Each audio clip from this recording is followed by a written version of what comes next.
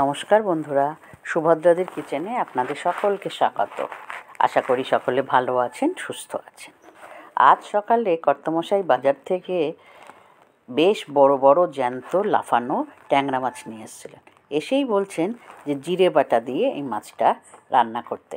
একদম পাতলা, শুধু জিরে আর হলুদ বাটা দিয়ে রান্না হবে এই মাছটা। খেতে অপূর্ব লাগে, বিশেষ করে গরম ভাতের সঙ্গে খেতে দুর্দান্ত লাগে। বন্ধুরা, করে দেখবেন একদিন, অবশ্যই ভালো লাগবে। এবং ভালো লাগলে চ্যানেলটিকে কিন্তু সাবস্ক্রাইব করতে ভুলবেন না যারা এখনও করেননি। আর কমেন্ট করবেন আপনারা কিভাবে ট্যাংরা মাছ খান, এইরকম বিশেষ করে বড় বড় ট্যাংরা মাছ আনলে। আমার মোটামুটি 8টা মাছ এনেছিল, তবে আমি সব মাছ একসঙ্গে করব না। আর এই দেখুন, মাছে ডিম ভর্তি, আবার তেলও ভর্তি। কোনো মাছে ডিম হয়েছে, কোনো মাছে ডিম হয়নি, কিন্তু তেলটা এই ডিম ছাড়া মাছগুলোই বেশি। সেটা ধোয়ার পরেও আমি ফেলে দেইনি, সুন্দরভাবেই রয়েছে, তাই জন্য দেখালাম। এবার এর মধ্যে 1/2 চামচ মতো হলুদ গুঁড়ো দিয়ে, সঙ্গে পরিমাণ মতো নুন আর একটুখানি সর্ষের তেল দিয়ে মাছগুলোকে ভালো করে আঙুল দিয়ে দিয়ে মাছের পেটের ভেতরেও মাথার ভেতরেও বুলিয়ে বুলিয়ে একে একটুখানি ম্যারিনেট করে নিলাম মিনিট 10-এর জন্য। তারপরে কড়াইতে সর্ষের তেল গরম করে এবারে মাছগুলো একে একে ভাজতে বসিয়ে দেবো। গরম ভাতের সঙ্গে এই মাছ খেতে দুর্দান্ত লাগে, আর কোনো কিছু লাগে না। আর এই ধরনের রেসিপি আপনারা কিভাবে করেন, বিশেষ করে এরকম বড় বড় ট্যাংরা মাছ, তাহলে আমাকে কমেন্ট করতে কিন্তু ভুলবেন না। 2 মিনিট মতো মাছগুলো ভাজার পর এক পিঠ উল্টে দিলাম। দিতে পরের পিঠও আবার মিনিট 2-3 ভাজবো। ট্যাংরা মাছ একটু সেদ্ধ হতে সময় নেয়, তাই জন্য ভাজাটাও খুব কম সময় দিলে হবে না, আবার খুব কড়া আঁচেও দেওয়া যাবে না। বেশ মোটামুটি মাঝারি আঁচে একটু সোনালি রং করে হালকাভাবে ভেজে নেব। প্রত্যেকটা মাছ ভেজে তুলে নিলাম। এবার কড়াইতে তেল পড়ে রইল, ওই তেলেই আমি রান্না করে ফেলবো, আর লাগবে না।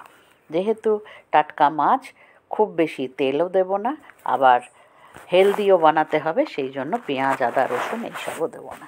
দিয়ে দিলাম 1 চিমটি কালো জিরে আর 2-3টে কাঁচা লঙ্কা চিরা।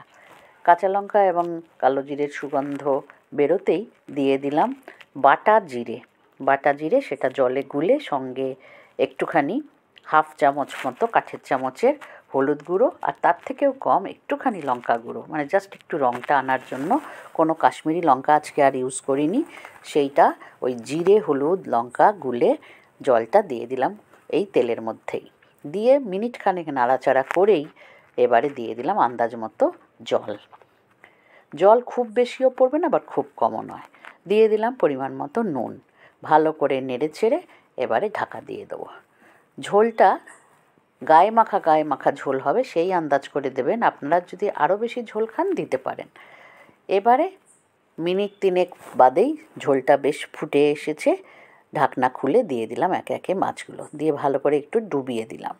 দিয়ে আবার মিনিট 5 ফুটতে দিতে হবে অল্প আঁচে, কেননা খুব বেশি কড়া আগুন হলে মাছের ঝোল শুকিয়ে যাবে, মাছ সেদ্ধ হবে না। এই রান্নার এমনি কোনো ঝামেলা নেই, কিন্তু করতে খুবই কম সময়। শুধু একটু জিরে বাটা, যদি হাতের কাছে জিরে বাটা না থাকে, গুঁড়ো জিরেই একটু জলে গুলে দেবেন, দেখবেন স্বাদটা অনেকটা বেড়ে যাবে। দিয়ে দিলাম শেষের দিকে বেশ বড় বড় ডুমো করে কাটা একটা গোটা টমেটো এই মাছের সৌন্দর্য তো বৃদ্ধি করবেই, সঙ্গে স্বাদও বাড়াবে। এবার টমেটোটা দিয়ে মিনিট খানেক ফোটানোর পর রান্না প্রায় শেষের মুখে। এবার দেওয়া বাকি শুধু ধনেপাতা, বেশ কিছুটা টাটকা ধনেপাতা কুচিয়ে এর ওপর দিয়ে দিলাম। দিয়েই কিন্তু গ্যাস নিভিয়ে দেবো। মজে মজে সেদ্ধ হয়ে যাবে মিনিট 10 থাকার পর। একদম পারফেক্ট ট্যাংরা মাছ জিরে বাটা দিয়ে ঝোল রেডি।